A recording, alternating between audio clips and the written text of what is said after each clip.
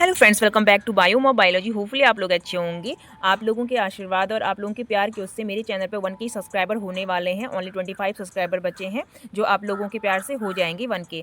Okay, तो आज मैं आपके साथ जीन पियाजे के कॉग्निटिव डेवलपमेंट थ्योरी को शेयर करूंगी जो सीटेट 26 के लिए आपकी बहुत इंपॉर्टेंट है। ओके, तो चलिए बिना देरी के शुरू करते हैं। जीन पियाजे कॉग्निटिव थ्योरी।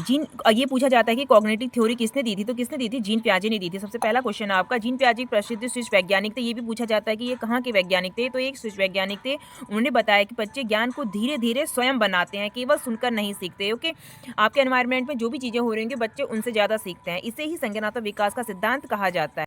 एंड जीन पियाजे ने कॉग्निटिव डेवलपमेंट थ्योरी को 4 मुख्य अवस्थाओं में बांटा था, तो वो आपके साथ ओके। तो चार जो इसकी स्टेजेस है, एक तो है सेंसरी मोटर है, और प्री ऑपरेशनल है, कंक्रीट है, और अब्स्ट्रैक्ट है। ओके, तो फर्स्ट पाएंगे हम संवेदी गामक अवस्था, जिसे हम सेंसरी मोटर कहते हैं। इसमें जो आयु होती है, स्टेज होती है, तो ये कितने से होती है ये भी पूछा जाता है कि कितने से कितने तक होती है। तो 0 से 2 ईयर वाली कौन सी होती है? आपके सेंसरी मोटर होती है। ठीक है, इसमें बच्चा इंद्रियों जैसे देखना, छूना, गतिविधियों से सीखता है। ऑब्जेक्ट परमांस का विकास थोड़ा बहुत हो जाता है,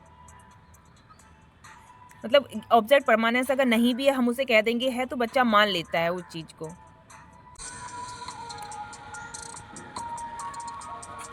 ओके, नेक्स्ट है हमारा पूर्व संचालन अवस्था, जिसे हम बोलते हैं प्री ऑपरेशनल स्टेज। इसकी प्री ऑपरेशनल स्टेज, ओके, इसमें आयु कितनी होती है? 2 से 7 वर्ष तक होती है। भाषा का विकास होता है, इसमें कल्पनाशील होते हैं, मतलब सोचते हैं बच्चे, और ईगो सेंट्रिज्म होता है, मतलब एक ही चीज़ के बारे में सोचेंगे, उसके दूसरे पहलुओं के बारे में नहीं सोच पाएंगे। ठीक है, तर्क शक्ति क्या होती है? कमजोर होती है।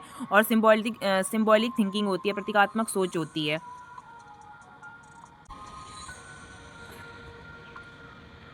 थर्ड है हमारा, कौन सी स्टेज है आपकी? मूल संचालन अवस्था से कंक्रीट ऑपरेशनल स्टेज कहते हैं। इसकी स्टेज की जो आयु होती है वो 7 से 11 तक होती है। ये पूछा जाता है। तर्कसंगत सोच जो होती है वो विकसित हो जाती है। कंजर्वेशन में समझ आ जाता है। आकार बदलने पर मात्रा भी आकार बदल जाए लेकिन मात्रा वही रहती है, बच्चे को समझ आ जाएगा। 1 लीटर जैसे पानी है वो 1 लीटर की बोतल में रखो, या फिर आप लंबी बोतल में रखो या फिर छोटी बोतल में रखो, तो उसे समझ में आ जाएगा कि 1 लीटर 1 ही लीटर रहने वाला है, वो चेंज नहीं होगा।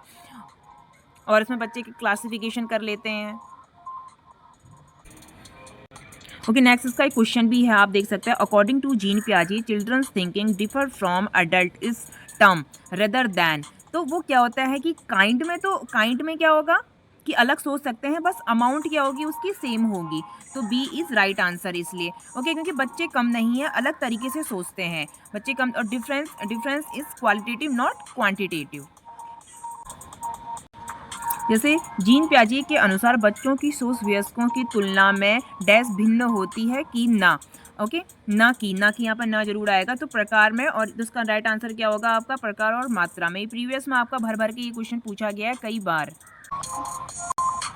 ओके, लास्ट है हमारा फॉर्मल ऑपरेशनल स्टेज। ओके, इसमें ये 11 से क्या होती है? ऊपर की होती है। 11 से 15 तक की जो स्टेज होती है वो आपकी फॉर्मल ऑपरेशनल होती है। इसमें बच्चा एब्स्ट्रैक्ट थिंकिंग कर सकता है, मतलब एक वैज्ञानिक की तरह वो सोच सकता है।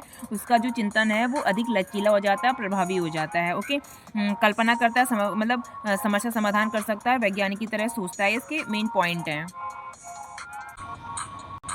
ये 4 पॉइंट आपकी। बहुत जो मुख्य अवधारणा है बहुत इंपॉर्टेंट है जीन पियाजे की। ओके, जीन पियाजे की तो स्कीमा पे बहुत क्वेश्चन किया जाता है, ज्ञान की संरचना करता है। ठीक है, एसिमिलेशन, एकोमोडेशन और इक्विलिब्रियम बहुत इंपॉर्टेंट है। एसिमिलेशन क्या होता है? पुराने ज्ञान में नया अनुभव जोड़ना। जैसे पुराना आपको पहले से कुछ पता है, उसमें आपने कुछ नया ऐड कर लिया है, तो ये क्या किया है आपने? एसिमिलेशन किया। एकोमोडेशन, नए अनुभव के आधार अनुसार ज्ञान बदलना, मतलब आपने कुछ नया सीखा है, उसमें आपने कुछ चेंजेस किए हैं, वो क्या? एकोमोडेशन है। नेक्स्ट है आपका इक्विलिब्रियम। इक्विलिब्रियम में क्या होता है? संतुलन बनाए रखना। ओके,